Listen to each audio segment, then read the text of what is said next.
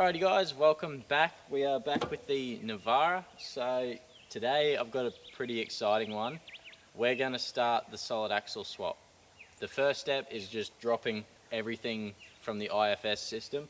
So all that's coming out today, but first off I think we need to get some measurements done. I want to know how much this conversion is going to increase my flex. So I want to take some before measurements and then that'll let us take some after measurements and we'll be able to tell difference. The main reason I'm doing this swap isn't actually for flex, it's for strength and reliability. I don't drive my car really hard, I'm pretty gentle with it and it's still just, it can't hold up. I think IFS is just not that great as a lot of us do, and I want something that I can be confident it's not going to break on me all the time. So that's why I'm going to solid axle. Yeah, we're gonna get into it.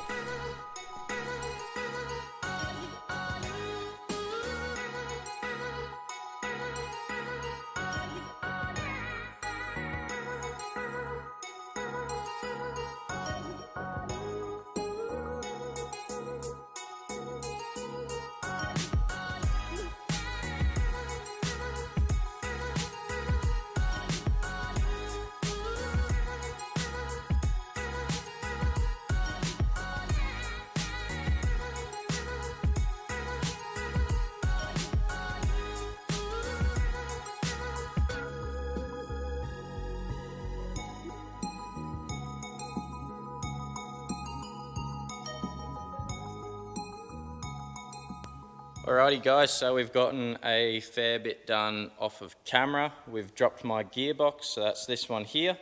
And you can see that gearbox there is out of RD28 Patrol. And the main thing is that the transfer case is on the opposite side.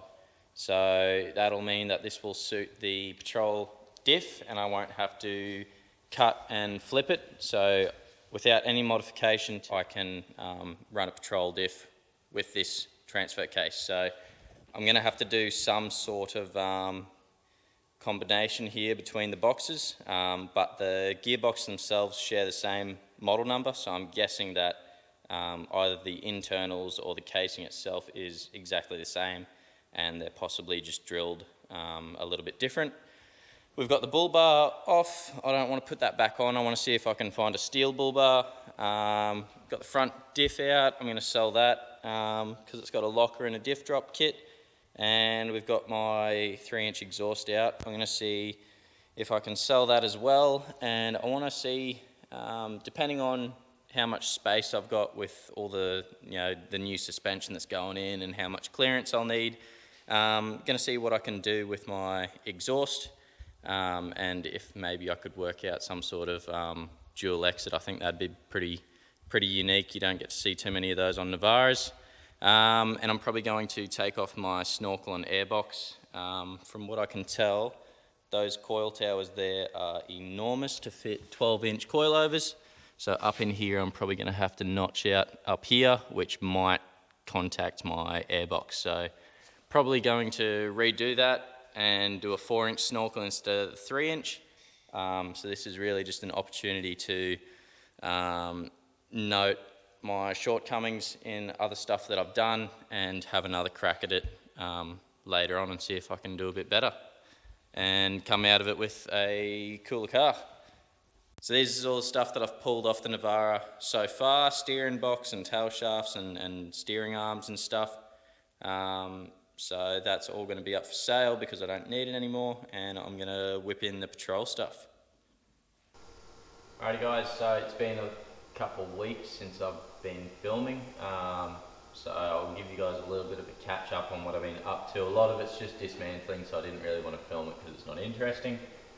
But I've got my patrol transfer, my patrol internal gears, the patrol gearbox housing, and my ZB30 bell housing. That box there is a little bit of a mismatch of just the spare parts that I've got left over. So it's my Navara transfer, Navara gearbox, Navara internals, and the RD28 bell housing, which actually just seals it off, keeps it closed up. And the gearboxes are kind of funny because the bell housing is actually the end of the gearbox. So you put a little cover on those bearings there, and it seals it all off. So it means that, if you want to close the gearbox off, you have to put the bell housing on to keep it sealed. So that's basically what I've done there, just to keep it from getting all rusty. So what I'm going to do today is I'll probably assemble my gearbox now. I've got a lot of spare parts coming with, all the rubber boots and stuff and the gear stick bushes. So I'll put those in today, and I'll show you guys what's happening with the Navara behind you. So I've been quite busy with pulling stuff apart and putting it up for sale and trying to get some money coming back in so I can keep on building this, and also cleaning up the shed and buying tools. So basically what I've done is I've stripped out the whole drivetrain, front and rear. So there's no gearbox, tail shaft, diffs, nothing, no steering or suspension. That's all removed. I've got the rear diff here that I'm going to have a bit of a look at and see if I can fix this this backlash that I've got going on, because I do want to try and sell that, and obviously I'll get a bit more money if it's working. And under here today I'm hoping to get around these IFS mounts and actually cut them out, so that I can get started with my solid axle brackets there. So I've bought the front end as a kit. So you buy these brackets, they weld in.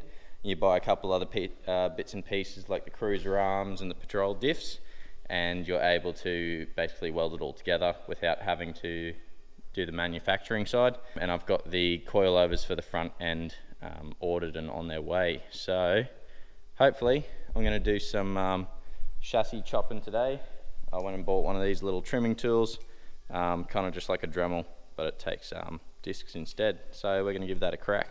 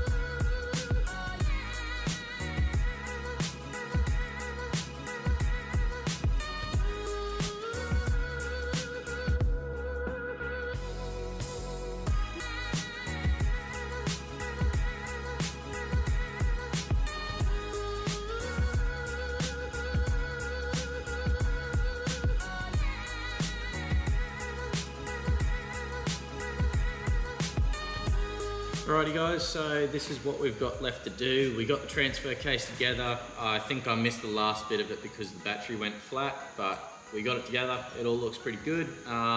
If you're doing this, you don't actually need to open it. I was just doing it because I wanted to check out the health of it and make sure that all the bearings and stuff are all good. And so now we've got all that back together. I'm looking to put this front end back in it and seal it all off, and then we're actually not going to put it in the car for a little bit. I'm going to leave it out of the way because I need to get on the inside and weld stuff in. So the gearbox will just sit to the side, but when we need it, it'll be ready to go. So that's what we're going to finish off today. Alrighty guys, so I'm just going to show you something here. Hopefully the camera's focused. This little key here, very important. They're synchro keys. And basically when you are fiddling around with the gearbox and the gear selectors, these will want to pop out. So right now it's still in there, but if I spin it, you'll be able to see the other ones aren't that far up. So there's one right there, and he's still in place. They're held in place by little like internal springs, like circlips. So if I spin it back, you can see this guy's up a little bit too high. And so what I'm gonna do is I'm gonna lift this selector up, and there's a little circlip up under there that I need to push down or push inwards. And then I'm gonna push this little synchro key back down on top of that clip and put him back in place. Very important that these are in. If they're not, you're gonna have a crunchy box, and no one wants that.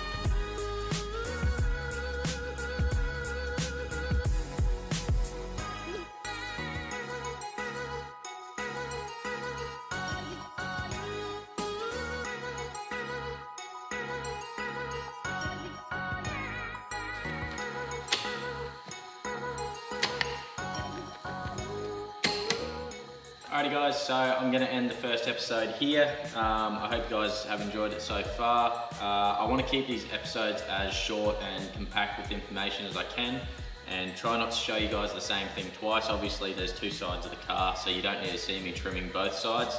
But at the same time I want to make sure that I show you guys everything that you need to see if you want to do this yourself. We've got the gearbox finished. It's got the ZD30 housing with the RD28 rear end on it. I've got it all working now, which is awesome. That's going to go off to the side. It's not going in the car for a while until I'm finished working on the inside of the chassis. I'm hoping next episode I can start tacking on some different things. I'm probably going to start stripping that GU Patrol axle and get that ready for welding. I don't want the inner, the diff center and the axles in there while I'm welding, just in case something happens or I burn a bearing. So I'm going to pull all that out. I've got a full rebuild kit to go in when I'm done. As for the rear diff, obviously if you're doing a front axle swap, you're not going to need to touch the rear, but I'm doing both at the same time. So I'm going to show you guys that while I'm doing it. Alrighty guys, so I hope you've enjoyed it. If you're wanting a price list, I'm leaving that to the very last episode so I can do a complete start to finish cost of the build. So if you were gonna ask for a price list, just don't worry about it, they'll come later. But I hope you guys enjoyed this episode, and I'll see you guys in the next one. Thank you.